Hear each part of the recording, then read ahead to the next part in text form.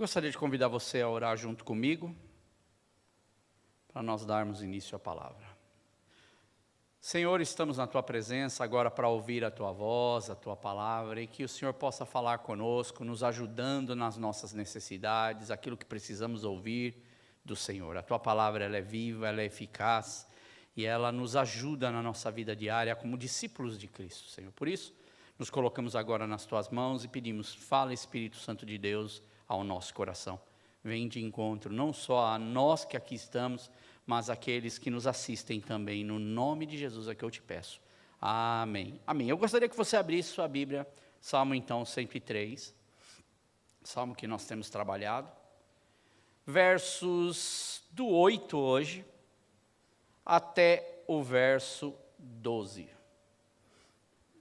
Salmo 103, versos 8 ao 12.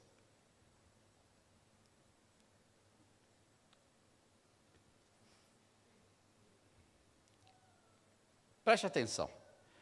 O Senhor é compassivo e misericordioso, muito paciente e cheio de amor. Não acusa sem cessar, nem fica ressentido para sempre. Não nos trata conforme os nossos pecados, nem nos retribui conforme as nossas iniquidades. Pois como os céus se elevam acima da terra, assim é grande o seu amor para com os que o temem. E como o Oriente está longe do Ocidente, assim ele afasta para longe de nós as nossas transgressões. Amém? Bem,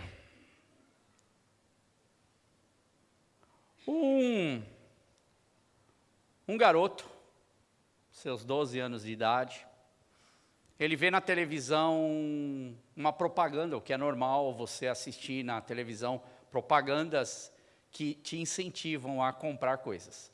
E é lógico que quando cai na rede é peixe, a criança então fica toda encantada com um brinquedo. E esse brinquedo então, ela começa a pedir para o seu pai, pai, eu quero esse brinquedo. Pai, olha que brinquedo legal. Pai, vem ver a propaganda, quando a propaganda estava passando na TV. E ele insistindo para que o pai então comprasse, e o pai então lhe faz uma promessa. O pai diz a ele, olha filho, pode deixar que eu vou comprar esse presente para você, não tem problema, eu sei que você quer muito esse presente. E o pai conversa com o filho, fala, ó, só espera porque eu vou ver para comprar, deixa eu receber, deixa o dia do pagamento, e aí você vai poder ter o teu brinquedo que você tanto quer. E o tempo, então, passou, chega o dia do pagamento, e o filho aguardando, inclusive, nesta época que a gente está contando essa história, era uma época em que o salário, quando era pago, não é como hoje, não é que nós temos tantos créditos e tantas coisas. Os pais, eles esperavam receber o seu salário para poder ir, então, até o supermercado fazer compra, então faziam a compra do mês, o que era muito comum na época. E aquele filho, já sabendo que ia vir o dia do pagamento e que seria o dia dele ir lá no mercado, e é o dia que o pai recebe, ele ficou aguardando que o pai comprasse aquilo que ele prometeu. E então chega o dia de ir no mercado, eles compram tudo que tem que comprar, e o filho, durante aquela semana, aguarda ansiosamente que o pai, então, lhe traga o tão sonhado presente que ele viu na TV. E o filho, então, se coloca sentado à beira da escada, olhando para a porta de entrada, e o pai, então, começa a abrir a porta, quando ele chega do trabalho, e o filho todo ansioso, esperando que o pai trouxesse a sacola com o seu devido presente, e de repente, quando o garoto ele olha, o pai não tem nenhuma sacola, e o pai começa a subir aquelas escadas, e o filho decepcionado, não consegue olhar nem para o pai direito, já com aquela cara de choro, e o pai entra e vê o filho, e o filho fala, pai, cadê o presente? E o pai simplesmente responde, olha, eu não consegui comprar. E o filho chora, o filho fica muito triste, vai para o quarto, e o pai então vai jantar, chega na sala, na mesa de jantar, faz a sua janta com a esposa, e a criança, o jovem então chorando ali no seu quarto, porque ele estava esperando esse presente, que o presente viesse para ele. E aquele pai então, vendo o filho daquele jeito, ele fica com o coração cortado, ele falou, puxa, eu queria comprar isso. E aí ele volta e ele diz para a esposa, né, eu não consegui comprar, não é por causa do dinheiro. Eu não consegui comprar porque o brinquedo virou uma febre. E não tem como comprar esse brinquedo, não tem em lugar nenhum. E aquele pai, então, olhando para o filho, chorando, ele sai da casa, desce novamente, coloca a sua roupa, se veste novamente e sai para a rua. E aquele filho volta para sua cama e deita, ansioso, esperando que o pai volte mais tarde para trazer. Mas como criança ela acaba dormindo. E no outro dia ela levanta, vai para a escola, vai fazer as suas coisas, e ela nem lembra mais que ela acabou pedindo presente para o pai. Só que naquela noite o pai saiu, foi para várias lojas, muitas lojas já de porta fechada, e ele tentou comprar aquele presente, ele não conseguiu comprar naquele dia, ele não conseguiu comprar no mês, ele ficou aguardando, encomendando, até que um dia de aniversário daquela criança, aquele pai chega para ela e presenteia ela com aquele tão sonhado presente. E a criança olha assustada e ela mesmo lembra, puxa, eu havia até me esquecido de tudo aquilo que eu fiz para o meu pai, tudo aquilo que eu pedi para o meu pai. E aí o pai, então, ele entrega o presente para aquela criança, e aquela criança fica toda feliz, mas ela mesma havia perdido aquele momento, aquele impacto de início daquilo que ela tanto queria. Mas o pai, ele não se esqueceu do seu filho, ele foi atrás lá para comprar o presente do seu filho. Bem, essa história não é uma história inventada. Essa história tem um nome do garoto, o garoto chamava André Grossi. O meu pai, que foi o pai, e essa história eu me lembro nitidamente na minha mente até hoje. O brinquedo é brinquedo de 1982, uma febre nacional no Brasil chamado Pinote. Era um burrinho que colocava as coisinhas atrás do burrinho, o burrinho chutava. Foi uma febre nacional isso daí. E esse brinquedo ficou por falta vários e vários. Era o brinquedo da estrela. E meu pai comprou esse brinquedo e eu amava esse brinquedo. Uma coisa simples, né? Esse brinquedo. Mas é interessante que o ser humano, ele coloca a sua confiança, o seu desejo, as suas vontades ou seus anseios em muitas coisas. E uma dessas coisas que nós colocamos, olhando, são em governos, são em políticos, são nos patrões, no dinheiro. Nós colocamos a nossa confiança, nós colocamos o nosso desejo de que isso venha para a nossa vida, porque isso vem. Então a gente acredita, por exemplo, na promessa de político. Só que com o decorrer do tempo, eu, por exemplo, que já participei de várias eleições e já fiquei muito decepcionado, eu aprendi com o decorrer da vida que 4 anos, 5 anos, como é aqui, acho que aqui é 5 anos, passa tudo muito rápido, e vem um novo candidato, ou vem o mesmo candidato, ou vem uma nova geração, e a gente vai olhando e vendo que as promessas que os políticos fizeram, simplesmente elas correm, elas rodam, e muitas dessas promessas não dependem nem dos políticos, depende de um congresso, ou depende de um parlamento, depende de outras pessoas por detrás. E aquilo que a gente tanto sonhava, aquilo que a gente tanto almejava num político, ele não nos entrega. Mesma coisa acontece quando a gente espera de governos, quando a gente espera e deposita a nossa confiança no governo. E aqui é interessante porque eu estava falando do meu pai, e eu sabia que o meu pai, ele queria realmente me dar aquele presente, e ele só não conseguiu me dar aquele presente no momento em que eu queria, por causa de que todas as crianças resolveram pedir, um brinquedo ficou esgotado no mercado. Agora, hoje eu queria falar, dentro dessa história, ou desse Salmo 103, em que Davi relembra muitas coisas aqui, nós falamos sobre salvação, nós falamos sobre provisão, nós falamos sobre proteção, e hoje eu queria falar, na sequência disso, sobre as promessas e as garantias que Deus ele nos dá.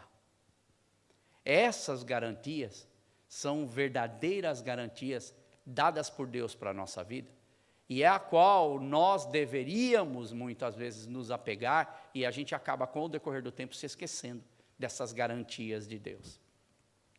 Somente Deus tem promessas garantidas. E nada nesse mundo é garantido. Em um trabalho não há garantias de que você um dia não venha ficar desempregado. Verdade. Eu já fiquei, creio que a maioria já aconteceu de ficar desempregado, de não ter o seu trabalho.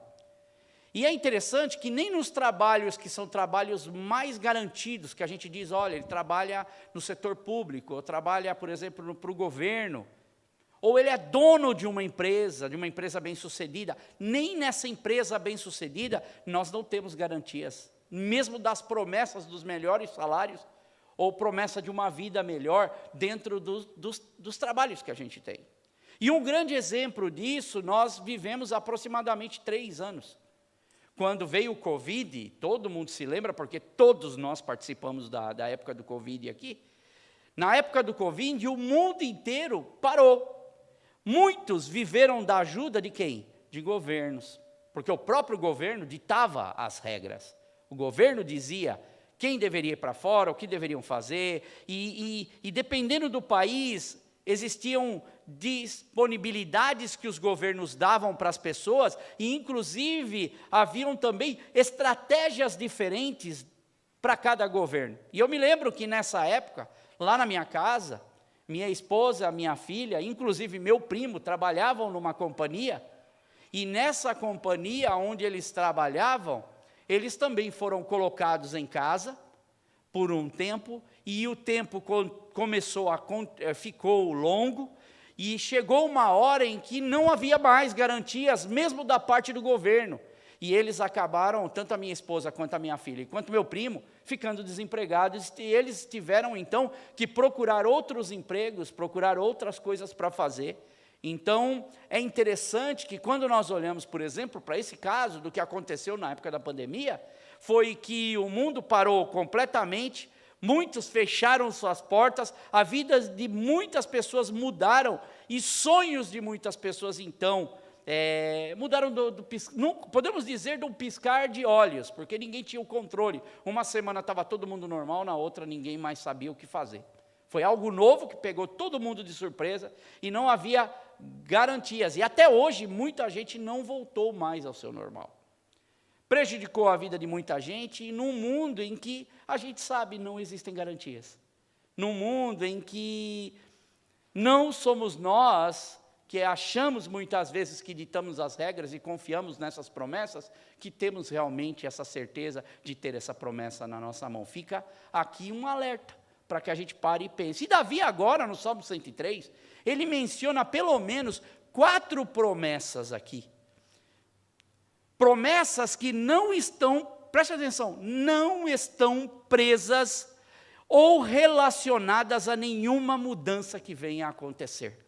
As mudanças vão ocorrer, as mudanças virão, mas as promessas não estão sujeitas a estas mudanças. Porque quem toma conta, quem promete é Deus.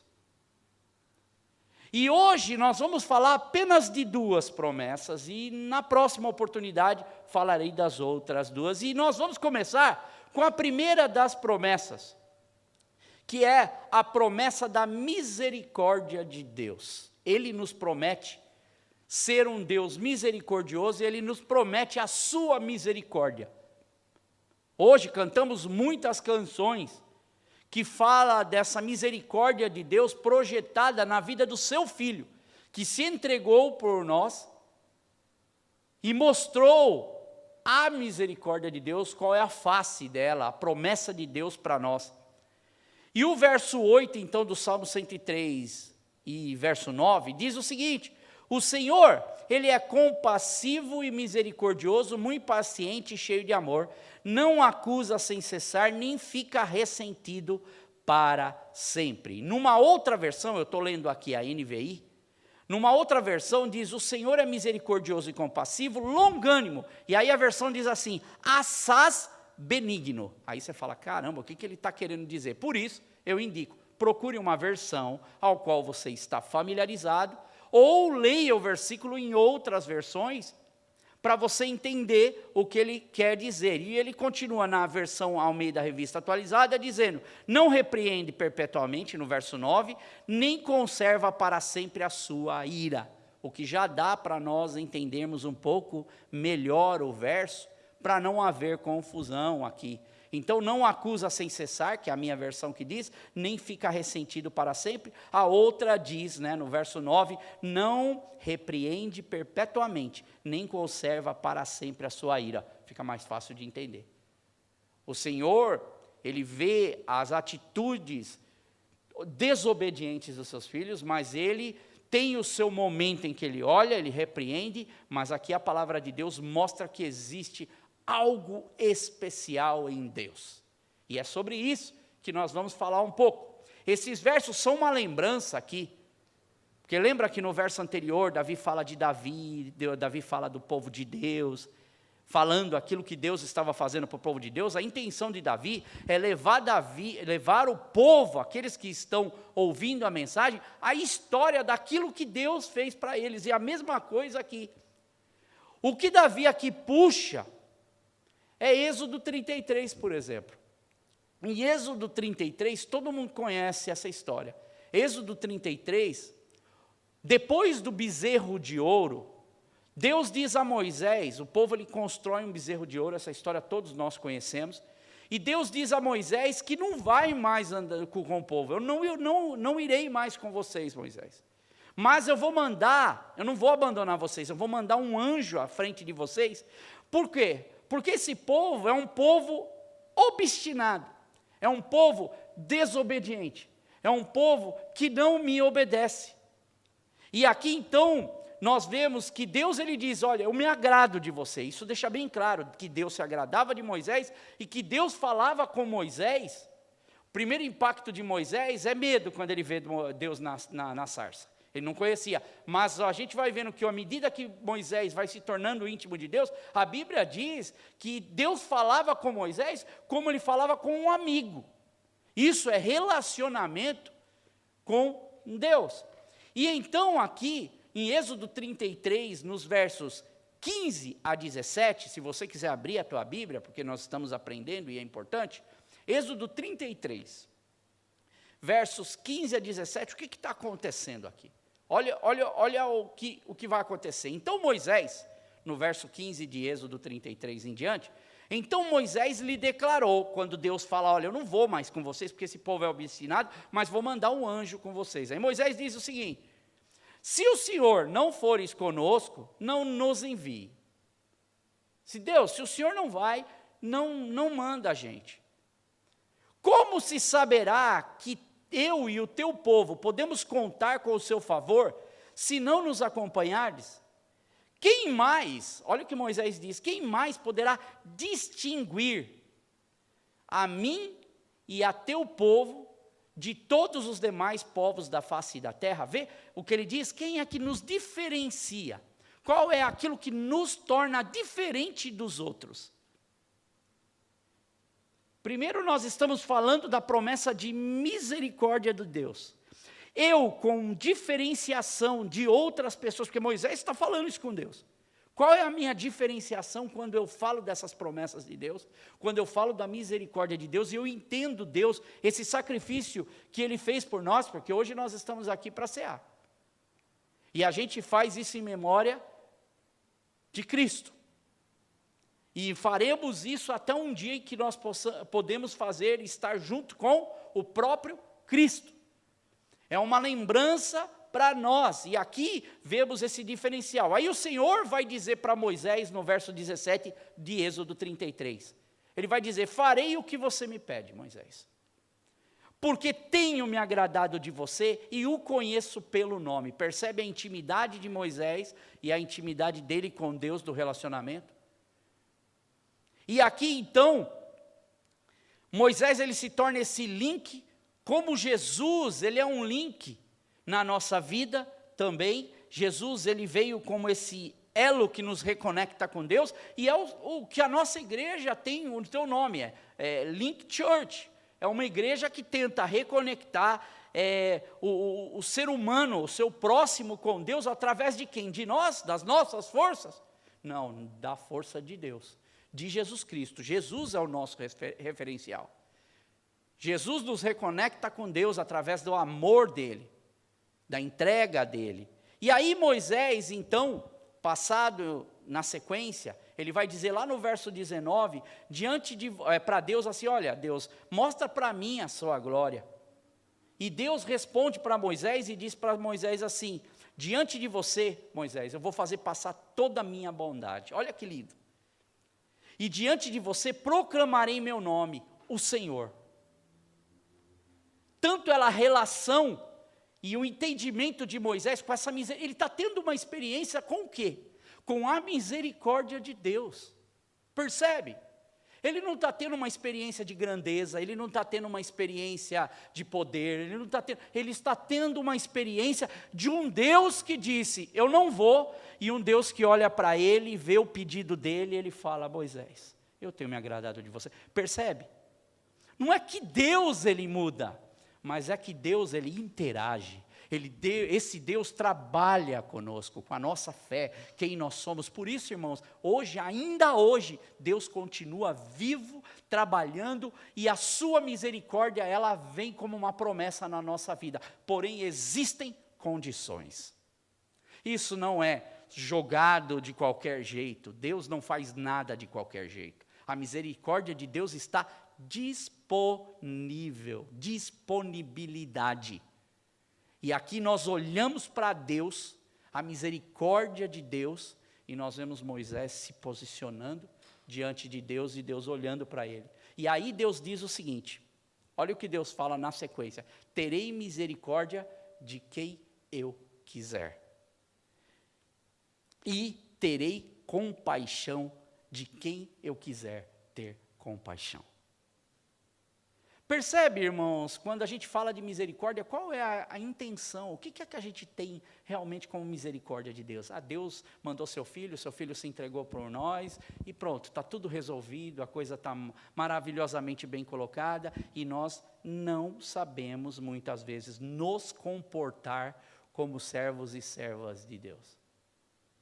Porque essa palavra, o que Davi está falando e Davi está lembrando, é o povo de Deus, e continua lembrando para nós ainda hoje. E no verso 10, então, agora voltando para o Salmo 103, na sequência, diz assim, Deus, não é? Ele não nos trata, Davi aqui dizendo, conforme os nossos pecados, nem nos retribui conforme as nossas iniquidades. E do que ele está falando aqui? É que Deus não tem regras, Deus não tem, não sabe como trabalhar? Não, Ele está falando de algo que nós cantamos hoje, maravilhosa graça. Graça de Deus é favor imerecido. Uma coisa é condição de caminhada. Eu venho para Jesus, Jesus trabalha na minha vida, mas eu estou andando, sendo salvo todos os dias me entregando diante de Deus, todos os dias andando com Deus, e Deus vai trabalhando dia após dia na nossa vida. E nessa jornada, na misericórdia de Deus que eu reconheço, Deus ele não nos trata, e é o que Davi aqui ele mostra, de acordo, não é, com o que nós merecemos. Muitas pessoas vão ou correm atrás de merecimento de Deus. Isso é relacionamento. Vê Moisés? Moisés é um exemplo claro. É relacionamento com Deus. É conversa com Deus. É falar, Deus, olha, a ousadia até de certa forma, Deus, se o Senhor não for com a gente, não vai. E Deus olha para ele, meu filho, insignificante o bichinho, né? Mas, Moisés, eu agrado de você. Moisés, você tem sido um servo fiel. Eu te levantei, eu te ajudei. E Deus trabalha da mesma forma com as nossas vidas. Deus, ele age nas nossas vidas.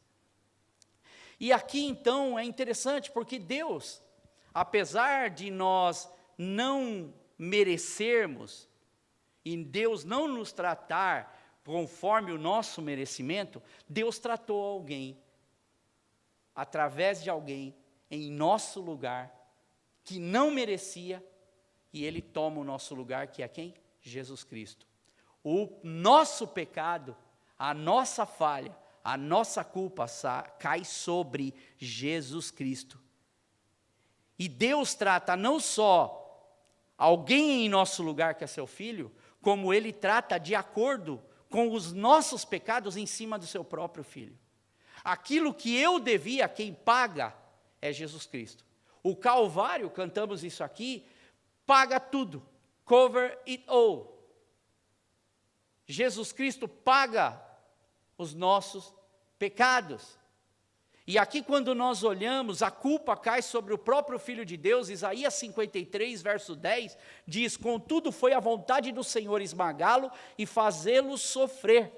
Embora o Senhor faça, olha o que diz aqui Isaías, da vida dele, o quê? Uma oferta pela culpa. Fica muito claro, a culpa era nossa, mas quem recebe a culpa, a nossa culpa, é Jesus Cristo. E aí diz o verso que ele verá a sua prole, ou ele vai ver a sua descendência, e prolongará seus dias, e a vontade do Senhor prosperará em sua mão. Deus deu o seu Filho para aquilo que eu e você merecíamos. E por causa disso, Deus nos dá aquilo que o seu Filho merecia: a absolvição. O seu Filho não tinha culpa nenhuma, mas por causa de Jesus tomar o nosso lugar, tomar a nossa culpa, a absolvição nos é dada por herança em Jesus Cristo, em Deus. Isso é misericórdia, não só de Deus Pai, Deus Filho e Deus Espírito Santo, que continua trabalhando em nosso meio, fazendo esse trabalho em nós, de reconhecimento do pecado, da morte, e nós vemos o juízo de Deus. O próprio Deus também, ele declara isso, em Isaías 43, verso 25, olha o que Deus fala. Ele diz assim: eu mesmo sou o que apago as tuas transgressões por amor de mim, e dos teus pecados, ele diz assim, eu não me lembro mais.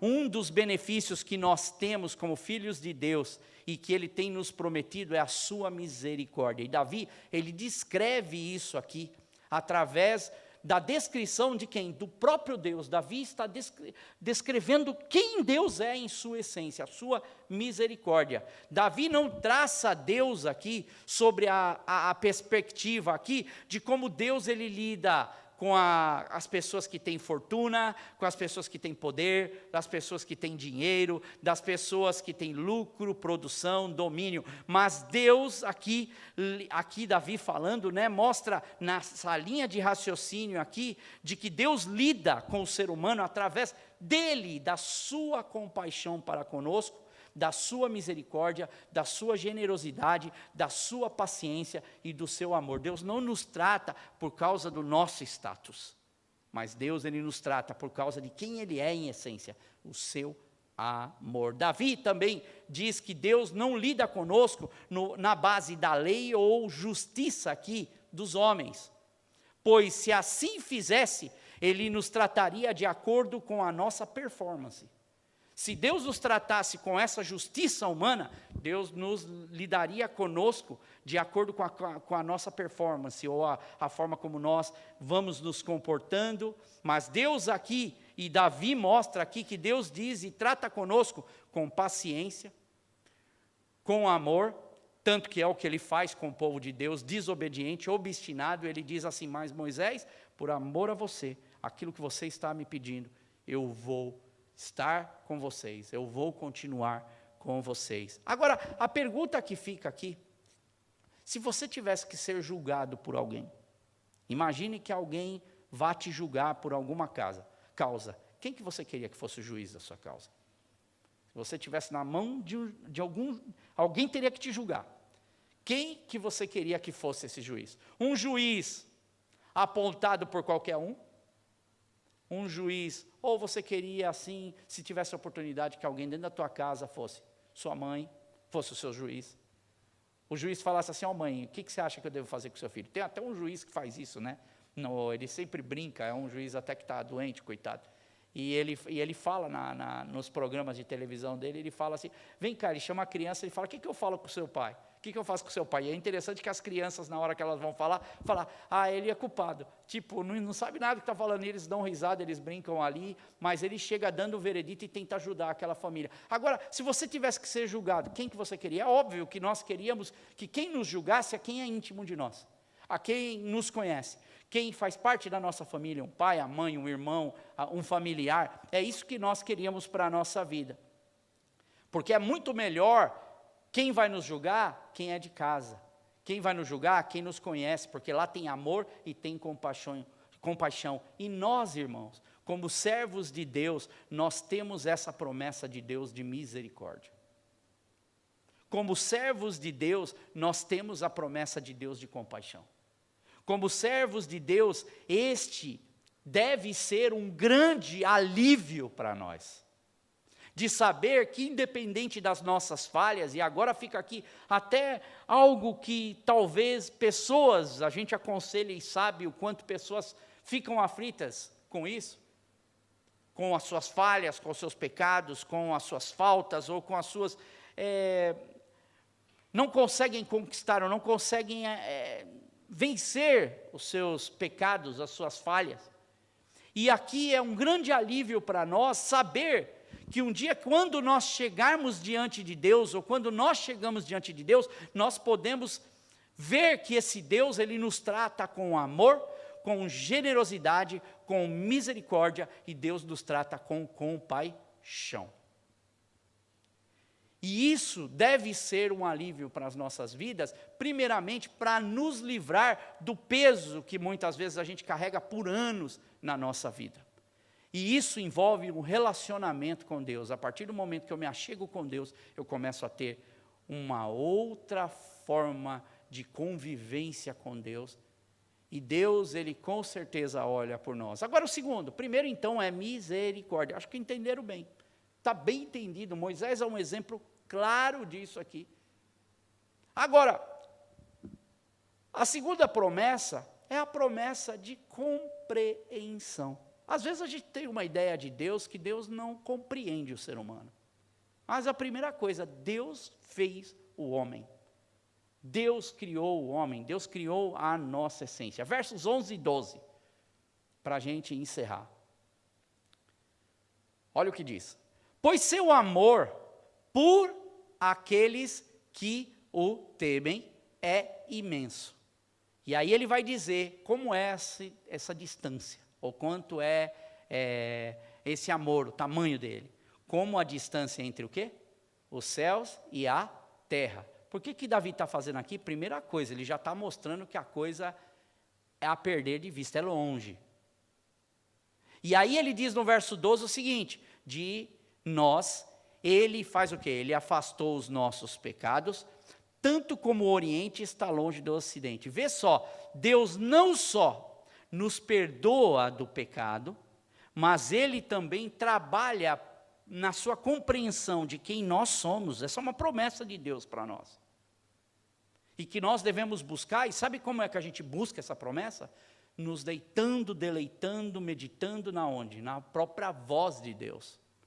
À medida que eu medito na voz de Deus, que eu tenho relacionamento com Deus, que eu vou ouvindo Deus falar mais do que as outras vozes que eu costumo escutar na vida, eu começo a ter uma outra percepção desse Deus. Deus, Ele aqui, pois o seu amor por aqueles que o temem é imenso. E aí Davi diz assim, como a distância entre céus e a terra. Como é que a gente pode contar céus e terra? Qual é essa distância? E aí ele diz, de nós ele afastou os nossos pecados, tanto como o quê? O Oriente está longe do Ocidente. Você consegue perceber aqui a dimensão dessas declarações do amor de Deus e a forma com que Ele nos perdoa de verdade? Porque a questão aqui é perdão de verdade. É perdão que não condena. Nos perdoa a perder de vista nossos pecados, e aí eu faço um parênteses, confessados e arrependidos. Que é importante, porque senão a gente interpreta errado isso que a gente está falando. Ele perdoa pecados que são confessados, porque Jesus, quando ele curava, ele dizia o quê? vai, teus pecados estão perdoados, você está curado. Ele vai e não peques mais. Ele está dando uma oportunidade. Isso é caminhar com Deus, o resto é conversa fiada. O resto é dizer que Deus perdoou para a gente ter o nosso ego, a nossa vida feliz. Deus me perdoou, Deus é muito bom. Não, irmãos, existe um caminhar com Deus. Aqui quem é que teme Deus? Quem é a pessoa que teme Deus? Está claro. Moisés teme a Deus. O povo não estava temendo a Deus. Fizeram bezerro de ouro, estavam adorando outros deuses. Mas Deus diz, por causa de você, Moisés, eu vou ouvir. Eu vejo o seu coração que você quer ainda. Deus, não vale a pena nem a gente andar com esse povo se o Senhor não for com a gente. Moisés, eu vou te atender, Moisés.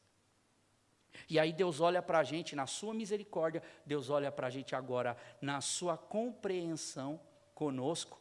E aqui Davi reforça nesses versos que ele diz aqui, o verso 3, que é no verso 3 que eu já preguei sobre isso, diz que Deus, Ele nos perdoa das nossas iniquidades. Depois diz, Ele cura as nossas feridas. Então Deus, Ele nos perdoa as nossas iniquidades. Davi, ele está novamente reforçando essa importância para nós, servos de Deus, que muitas vezes estamos preocupados com outras coisas, e o perdão em nossas iniquidades mostra que isso é parte de quem Deus é. Ele não só perdoa, Ele se torna a nossa culpa. A gente participa da ceia, a gente está dizendo aqui hoje, no momento que eu participo da ceia, Senhor, o teu corpo, o teu sangue nos limpa a nossa vida, nos purifica, e o teu corpo moído por nós, Ele é moído para que a gente continue inteiro. Deus é moído para que a paz dEle continue inteira na nossa vida. Jesus é moído para que a gente possa continuar vivendo. Para nós humanos, perdoar é uma dificuldade muitas vezes, verdade ou não? Perdoar, irmãos, não é algo fácil dependendo daquilo que precisa ser perdoado na nossa vida. Perdoar é uma tarefa difícil. Para a gente mas para Deus é algo absolutamente, não, você talvez vai pegar fácil, não, maravilhoso. Para mim, a forma que Deus perdoa, eu tenho um nome para dizer, é maravilhosa a forma como Deus Ele nos perdoa. Porque faz parte de quem Deus é, da sua essência, pelos seus filhos, o amor que Ele tem, e se faz evidente através do seu Filho Jesus Cristo, que Ele entrega seu Filho por nós. E aí Davi, ele usa então, você viu a figura do que Davi está usando? Quando ele diz assim, de nós Ele afastou quem? Os nossos pecados. Ele perdoou. Agora Ele afasta os nossos pecados. Ele diz assim, do Oriente, tanto como o Oriente está longe do Ocidente. Ele usa a terra e céus, a distância, e agora ele diz, do Oriente, como está longe do Ocidente. Veja que se você olhar, imagina o mundo. Imaginou a Terra? Planeta Terra? Planeta Terra. Se Davi aqui, é incrível, porque você fala, poxa, naquele tempo Davi ele está dando uma aula aqui para nós. Porque se ele falasse assim como o norte do sul, presta atenção, você está no sul, você sobe para o norte, ou seja, na terra, vai imaginando você subindo na terra, quando você chega no norte, você dá a volta na terra, você começa a fazer o quê? A descer novamente. Então, você ora está embaixo, no sul, ora você está em cima. Agora, presta atenção, ele diz oeste, ele diz oriente e ocidente, ou oeste e leste, ele fala, se você estiver indo para o oeste, e você fazer a circunferência da terra, nunca você vai para o leste, dizendo em sentido. Imagina que você está fazendo a volta desse jeito na linha do Equador ali. Você está fazendo isso. Você está indo sempre para que direção? Oeste. Ou leste. Eu acho que eu estou indo na direção. Está certo. Leste ou oeste. Agora, não, para lá que é o leste, né? Leste é para lá. Leste para lá, norte para lá, sul para cá. Então, leste, oeste. Se você estiver fazendo leste, estiver fazendo oeste, ou você vai para o leste, ou você vai para o oeste. Não é como norte e sul. E aqui é interessante que a visão daquilo que Davi está mostrando é que Deus, quando Ele fala a respeito de quando Ele nos afasta dos nossos pecados, é de que não só é a perder de vista, mas Deus caminha para uma outra direção. Quando a gente vai para o Novo Testamento, qual é a palavra que já começa com João Batista? Sobre arrependimento. A Bíblia diz que João Batista vem pregando o arrependimento às pessoas. O que é arrependimento? Metanoia no grego. E o que é metanoia? É mudança de direção. É a mesma mensagem, não só Davi está sendo ali preciso no que ele está falando, mas ele já está dando uma projeção de quem é Deus, porque metanoia é uma mudança de vida, ir para uma direção oposta do pecado, e Deus diz que Ele nos afasta, como o Oriente está longe do Ocidente, e aqui é como se nós fôssemos para uma direção, e a ideia no hebraico aqui é que Deus, Ele vira a face para um lado, e Ele segue nessa direção, e Ele não olha mais para aquele nosso pecado. Ele não olha mais para trás, é ir para uma direção completamente oposta, face para o outro lado, que nos distancia do nosso pecado, um outro sentido. E quais são as lições para a gente encerrar? As lições que a gente tira aqui, nessa figura, ou nessa analogia de Deus, é para que nós possamos ser gratos, não só pela misericórdia de Deus, que a gente precisa ser muito grato, e nós precisamos ser gratos a Deus também pela compreensão de Deus nas nossas fraquezas. E isso a gente vai perceber conforme o texto corre nas outras promessas de Deus, como isso se torna ainda mais fundamentado aqui. E no sermão da planície, quando Jesus está ensinando no sermão do monte, e que em Lucas diz sermão da planície, olha, e aqui eu encerro, olha o que Jesus ele diz para os seus discípulos no Novo Testamento. Ele diz o seguinte, Lucas 6, do verso 31 ao 36, está reunido com seus discípulos, ele está ensinando seus discípulos. Olha as palavras de Jesus. Como vocês querem que os outros lhe façam, façam vocês também a eles. Que mérito vocês terão se amarem os que vos amam? Até os pecadores amam aos que os amam. Até quem é pecador ama quem ama você. Isso é comum. Agora, que mérito terão se fizerem o bem àqueles que são bons para com você? Até os pecadores agem assim, são bons com as pessoas que são bons. Vai vendo a diferença. Que mérito terão se emprestarem a pessoas que vocês esperam devolução? Até os pecadores, eles emprestam a pecadores, esperando receber devolução integral daquilo que eles deram. Amem, porém, a seus inimigos, lhe façam o bem e emprestem a eles, sem esperar receber nada de volta. E então, a recompensa que terão será grande, e vocês serão filhos do Altíssimo, porque Ele é bondoso para os ingratos e maus. Olha, e aí Jesus termina dizendo sobre Deus. Na lição para os seus discípulos, ele diz assim, no verso 36 do capítulo 6 de Lucas, no Sermão da Planície, ele diz assim, sejam misericordiosos, assim como o Pai de vocês é misericordioso. Portanto, Davi não está falando somente de que Deus ele nos dá a promessa da sua misericórdia e que Deus nos entende. Mas Davi aqui e o Novo Testamento nos ensinam que nós também, como povo de Deus, devemos andar como pessoas que caminham sobre essa promessa, vivendo essa promessa e fazendo com que as outras pessoas possam experimentar essa promessa. E aqui fica a minha pergunta. Temos nós vivido essa misericórdia de Deus nessa intensidade, ao ponto de Deus olhar e dizer assim, tá bom Moisés, tá bom André, tá bom Samuel, tá bom Sandra, tá bom Roy, e Deus dizer para nós, por que você está me pedindo, meu filho?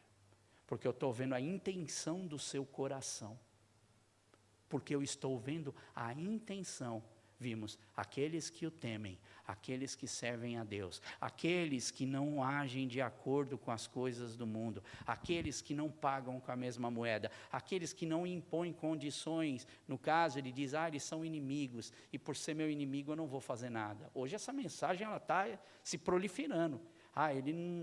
Eu não sou do partido dele, eu não sou dele, eu não tenho... Não é isso que Jesus está falando.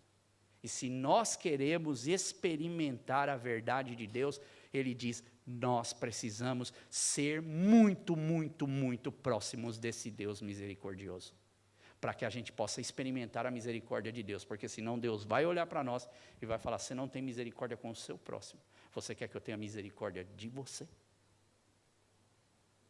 Dá para entender o que Davi está querendo dizer aqui? E que a gente poderia passar muito rápido, mas eu gosto sempre de parar e tentar entender o que ele está querendo dizer. E aqui fica essa mensagem para você hoje. E depois existem mais 2 promessas, praticamente para encerrar esse Salmo 103. Mas eu acredito que a gente sai daqui hoje com uma grande lição para a nossa vida. A minha vida tem sido misericordiosa. Meus filhos têm visto essa misericórdia em mim. O jeito que eu falo, o jeito que eu estou agindo, o jeito que eu penso, o jeito que eu me comporto, tem demonstrado a misericórdia de Deus na nossa vida? Feche os teus olhos. Muito obrigado, Deus, porque as tuas verdades, elas nos ensinam tanto, Senhor, para nós sermos pessoas melhores nesse mundo, Deus. Mas não somente para sermos bons cidadãos, mas para nós sermos cristãos que caminham bem, servindo a um reino dos céus, servindo ao reino de Deus, trazendo, Senhor, um diferencial para esse mundo, não nos igualando a esse mundo, Deus, não nos conformando com esse mundo. Pai, está por toda a Bíblia isso, Senhor, por toda a Bíblia. Vamos para o Novo Testamento, as cartas de Paulo mostram isso em todo canto.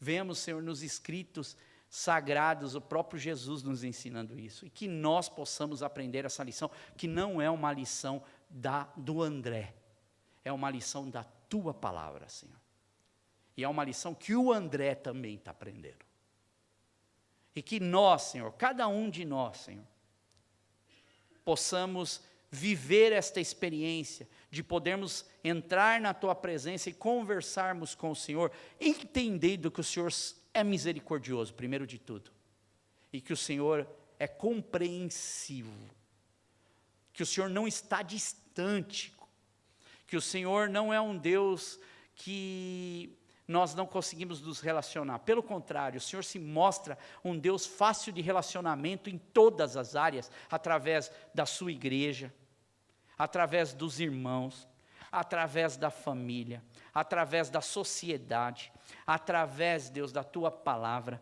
através do Senhor, do mundo criado, dos lírios do campo, dos animais, dos pássaros. Deus se faz presente e nós já vimos, eu já vi muitas vezes a sua misericórdia, Senhor, sendo demonstrada, Deus, através da sua criação. E por isso eu te peço, Senhor, que nós possamos viver essa misericórdia. Vamos participar da Santa Ceia do Senhor agora. A maior demonstração de misericórdia de Deus para a vida de um ser humano. Nada que o ser humano, que o homem possa fazer, se compara àquilo que Jesus Cristo fez por nós na cruz do Calvário. E isso nos dá acesso a Deus. E é por isso, Senhor, que nós nos reunimos e que nós falamos da tua palavra, para que nós possamos viver estas experiências que estão disponíveis, essa promessa de Deus disponível para nós hoje. Mas precisamos também, Senhor, ter o nosso entendimento e a nossa forma de agir, mudança na nossa forma de agir. E por isso, Deus, fala ao nosso coração, guarda as nossas vidas, cuida dos lares, cuida de cada um, no nome de Jesus, que eu te peço e te agradeço. Amém. Eu vou passar um vídeo de 1 minuto e a gente já encerra.